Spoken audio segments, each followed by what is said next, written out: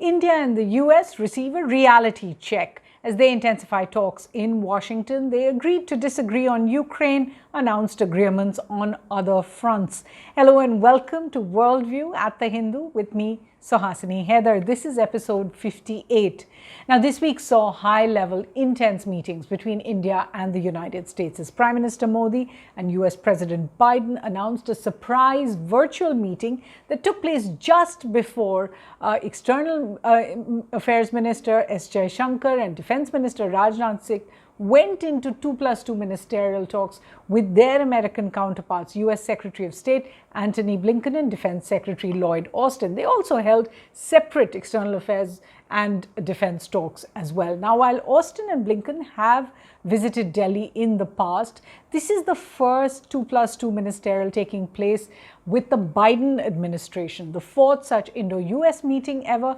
And remember, at present, India holds 2+2 ministerials with only 4 countries, the US, Australia, Japan, and Russia.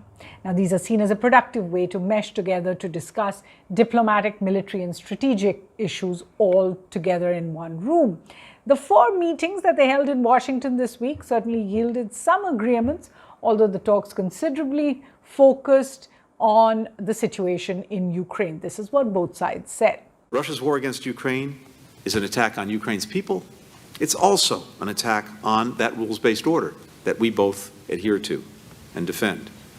The United States will continue to increase our support to the government and people of Ukraine and call on other nations to do the same, just as we call on all nations to condemn Moscow's increasingly brutal actions. As Secretary Blinken has pointed out, we have made a number of statements which outline our position in the UN, in our parliament, and in other forums.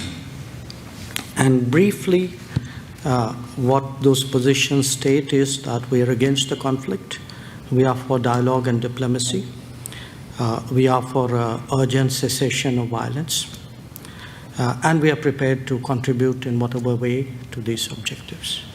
So let's just take a look at the issues one by one and see what happened on them. On Ukraine, for starters, there was really very little to show that the two sides came any closer to an agreement on this big issue. And remember, over the past few weeks of Worldview, we've been speaking about the Indian position on Russia, India ties with Russia, as well as the kind of growing international discomfiture with it in the West. Now, over the past few weeks, the US leadership also made a number of statements expressing their unhappiness very clearly on India's stand. And these were specifically A, on India's refusal to criticize Russia or to vote on UN resolutions that criticize Russia. B, India's decision to increase its import of Russian oil. And remember, we've already imported in a month practically what we had imported over all of last year. C, India's refusal to join the US and EU sanctions and in fact to negotiate a payment mechanism with Russia to work around the sanctions through rupee-ruble payments. So the kind of reactions we saw came right from the top. US President Biden called India somewhat shaky amongst Quad members when it came to the issue of Russia. US State Department official, senior official Wendy Sherman said the US would like India to move away from its partnership with Russia. US Commerce Secretary Gina Raimondo said she was deeply disappointed by the decision on buying oil by India. Deputy National Security Advisor Dalip Singh actually came to India to talk about the sanctions and suggested there would be, quote, consequences to India's act of sanctions subversion. Director of the White House National Economic Council, Brian Deese, then said that Singh had in fact told India that the consequences of a more explicit strategic alignment with Moscow would be, quote, significant and long-term. Now, compared to that entire barrage that we saw, the conversations this week were actually relatively tame, and it seemed clear from some of the comments that were made that while Russia remains a major point of divergence between India and the US, the two sides agreed to disagree and not vent their differences in public.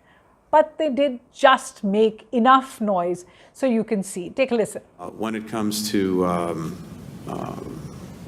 oil purchases, sanctions, et cetera, I just note that there are carve-outs for energy purchases. Of course, we're encouraging countries not to purchase additional energy supplies from Russia. Every country is differently situated, has different needs, requirements, but we're looking to allies and partners not to increase their purchases of Russian energy. If you are looking at energy purchases from Russia, I would suggest that your attention should be focused on Europe, which probably we do buy some energy which is necessary for our energy security. But I suspect, looking at the figures, probably our total purchases for the month would be less than what Europe does in an afternoon. So you might want to think about it. Now, despite those words, India was able to ensure, as it did in joint statements with Japan and Australia recently, that no criticism of Russia was actually recorded in the India-US joint statement that was issued after the 2+2. So where did the two sides agree? One, that India will make its own decision on the issue, although the US would prefer a different position. So a kind of agree to disagree. Secondly, that the situation in Ukraine, both sides felt, is deeply concerning. They've urged an immediate cessation of hostilities, condemned civilian deaths, and underscored the need to respect the UN Charter, international law, and the sovereignty and territorial integrity of all states. All of these statements, however, are made without any specific reference to Russia. And third, they both discussed cooperating on mitigating the impact of the Ukraine situation, like boosting world food stocks, particularly wheat and sugar. And remember, Prime Minister Modi said this specifically to President Biden as an offer. Also to work to reduce energy prices, although there has really been no agreement on that so far. Then the second big issue, let's move away from Ukraine, was about the Indo-Pacific, Quad, and China. Here we could see that the big meeting on the Indo-Pacific, where Prime Minister Modi will meet with President Biden in person, along with Prime Ministers of Australia and Japan. And remember, Australia goes to election just on May 21st, and President Biden has now announced that the date of the Quad meeting is just a few days later, around May the 24th. So that's quite significant. The second thing we saw is that Prime Minister Modi and President Biden discussed a new Indo-Pacific Economic Framework initiative that the US has launched.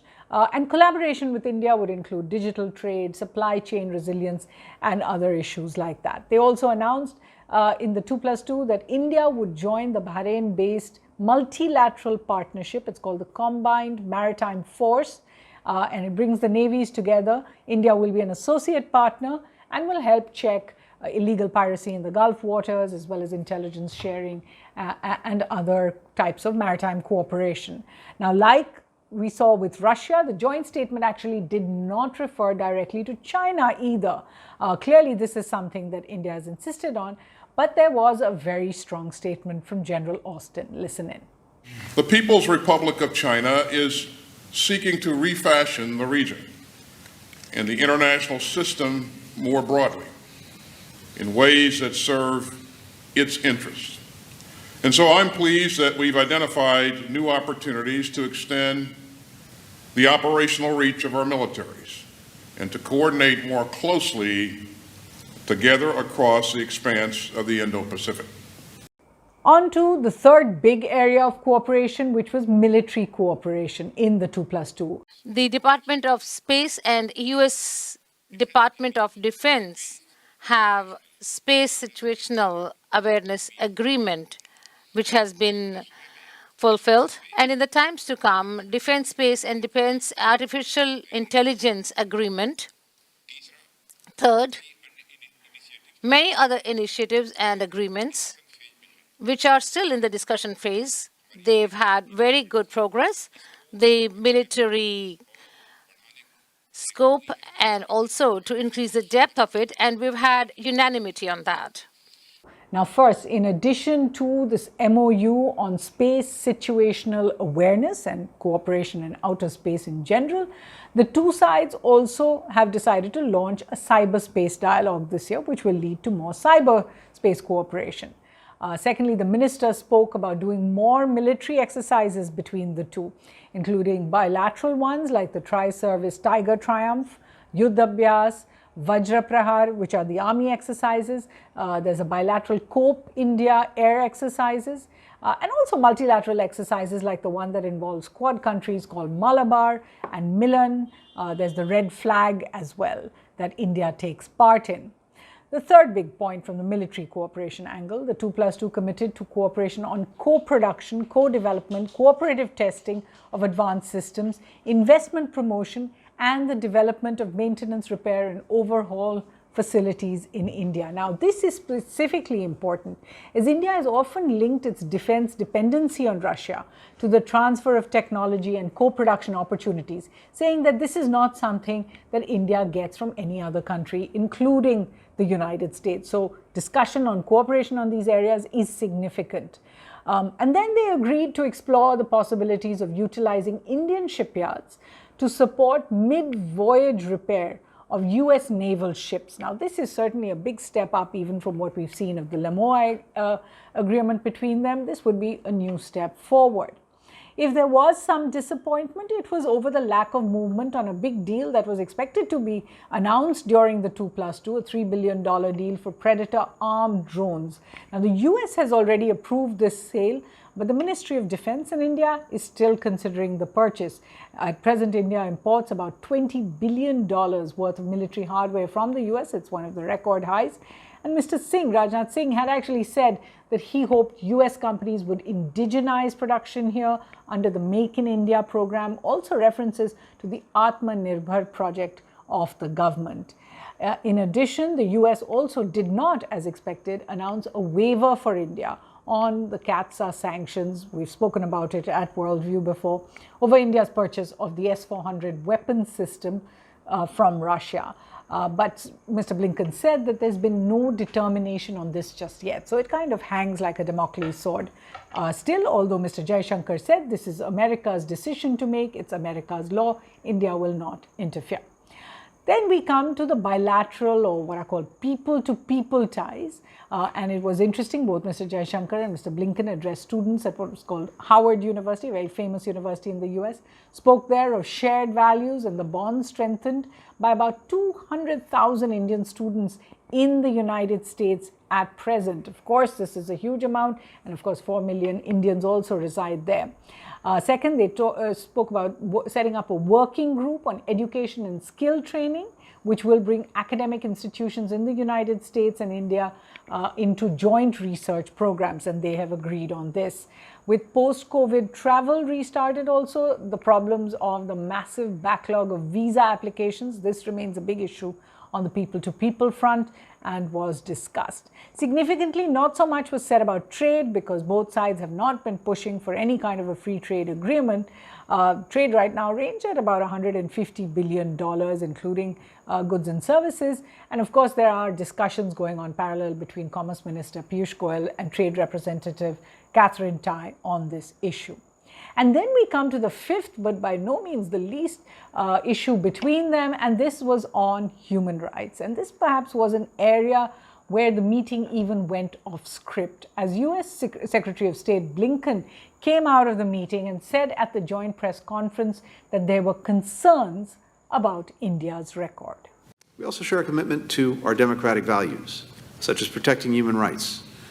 We regularly engage with our Indian partners on these shared values, and to that end, we're monitoring some recent concerning developments in India, including a rise in human rights abuses by some government, police, and prison officials. Now, that comment was made actually as part of his written, prepared text, and later in the same day, Mr. Blinken released a State Department 2021 human rights report that looks at various countries where there are human rights concerns. It included a chapter on India, listing a number of allegations against the government and against police forces in particular, and investigation as well as incarceration procedures. So that was quite a strong statement to make right when Mr. Jaishankar and Mr. Singh were there. Then the next day we saw the response from Mr. Jaishankar, who said that human rights had not in fact been discussed at the 2+2 and that India too has concerns about human rights in the US, and spoke about the attacks on 2 Sikh gentlemen in New York over the weekend. But clearly, what seemed to come out from there were deep divergences. Despite the talk of shared values, clearly we have seen areas of dissonance in this particular 2+2 as well between India and the US. But the meeting as a whole sent a reassuring message of strength of the India-US partnership and its ability to focus on bilateral ties even amidst a major geopolitical challenge like the one in Ukraine, where the two countries are clearly not on the same page. Now, we'll keep tracking this story for you. I'm going to get you some reading recommendations. And since I've given you many on the India-US bilateral relationship in the past, let me get you some books that you may not have looked at in a different context. One is called America and the Indo-Pacific, Trump and Beyond, by Harsh Pant and Kashish Parpiani. It's one of the new books that focuses on India and the Quad in particular. Then there's The Future of US-India Security Cooperation, a collection of essays. This is brought together by Sumit Ganguly and Chris Mason. This came out last year. There's a paper that I would definitely recommend you read. It's got some very important recommendations at the end of it, some of which we're already seeing being actualized actually. It's called Towards a Mature Defense Partnership, a paper that came out by the Stimson Center. So there's Sameer Lalwani, Elizabeth Threlkeld, Chris Clary, and Zoe Jordan there. Then there is Open Embrace, and I've spoken about this before, India-US Ties in a Divided World by my colleague, Varghese George, who was based in the United States, and he has this updated version from the Trump era of ties between the two. Another book called An Open World, How America Can Win the Contest for 21st Century. This is by Rebecca Lissner and Meera Rapp Hooper. I've spoken about these authors in the past, and it speaks about how the US really needs to reach out, be more present in the post-COVID world. Okay, and then this is one of my favorite memoirs really. It's called The Back Channel, American Diplomacy in a Disordered World, which is by William Burns. It has got many anecdotes in it, and it's written by a former diplomat who is now America's CIA chief, intelligence chief. And then two recent books I've enjoyed, which really look at issues that are important for India-US ties in the future. One is called The Great Tech Game, Shaping Geopolitics and the Destiny of Nations by Anirudh Suri. And then there's Move, How Mass Migration Will Reshape the World and What It Means for You. And this is by Parag Khanna, a very famous analyst, and he's written books before. And that's all we have time for this week here on Worldview. Do join us again and keep writing in. From the team here, thanks for watching.